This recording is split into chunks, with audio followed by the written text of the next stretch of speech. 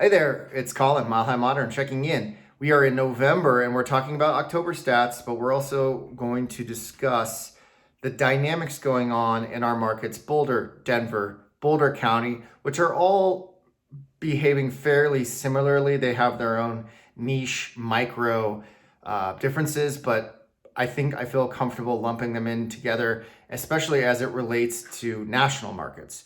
Because what we have going on locally is very different than what you read in the headlines. It's different than what you see in the Wall Street Journal or in The Economist or in CNN or in whatever other news source you wanted to digest. So I want to kind of break that down so that people can help themselves make good decisions when it comes to analyzing potential transactions in the coming, let's call it 12 to 18 months. A year where we saw a lot of uncertainty in the market. We had interest rates hit record highs. Those have since come off as of last week and then into this week. Now, the taping of this is November 11th.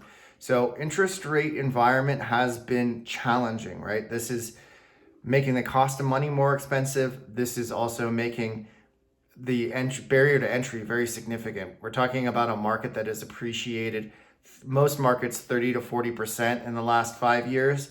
So combine that with the cost of money almost tripling, and we're talking about really expensive barrier to entry. Now, this normally, as a macroeconomic analyst might expect, would cause deceleration and perhaps depreciation in pricing. The contrary has happened. Pricing has held stable. We see appreciation in all markets.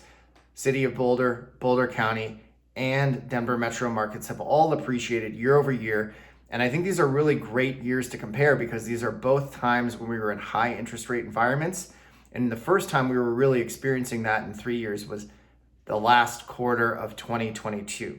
So these are more apples to apples comparisons when we're talking about interest rate environment, and a helpful comparison to understand where we may go leading into 2024, right? We've stabilized on pricing. We will see some deceleration and perhaps some depreciation as the year progresses into the end of the fourth quarter.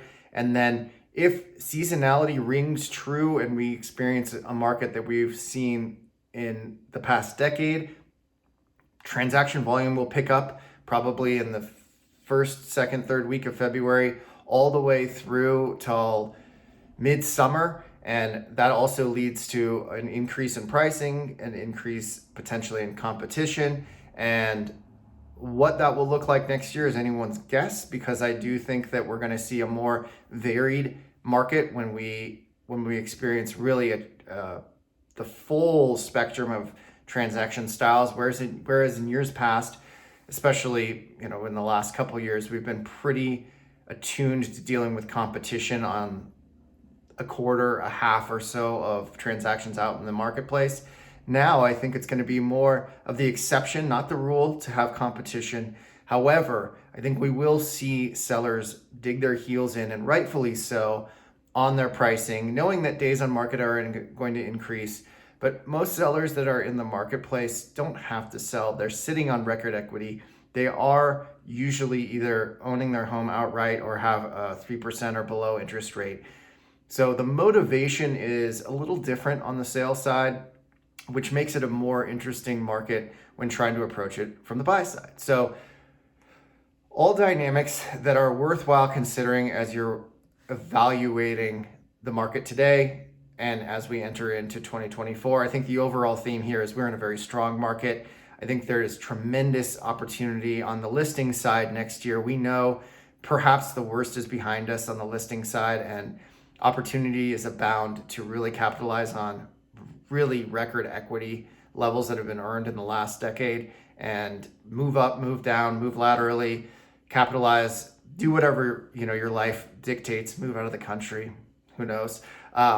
But great opportunities on that side. And then the messaging on the buy side is really that the longer you wait, I think that it's probably not going to be any better environment than when you're ready. Now, the best time to buy is when you're ready, but when you're ready, it's really important to make moves and get things done, because I've not seen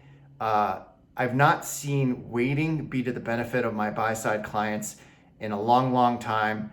There are always exceptions to this. However, with the dynamics of the market and the likelihood of interest rates perhaps stabilizing at the very least with a pretty low inventory environment, I anticipate we'll still see some price growth into 2024, which to me leads to conclude that the best time to get in is when you're ready and sooner than later. As always, I'm here to support any sort of real estate discussions, conversations. If you watch this whole thing and you think it's important, someone that you know might benefit from it, feel free to send it their way, or I'm happy to send it to them directly.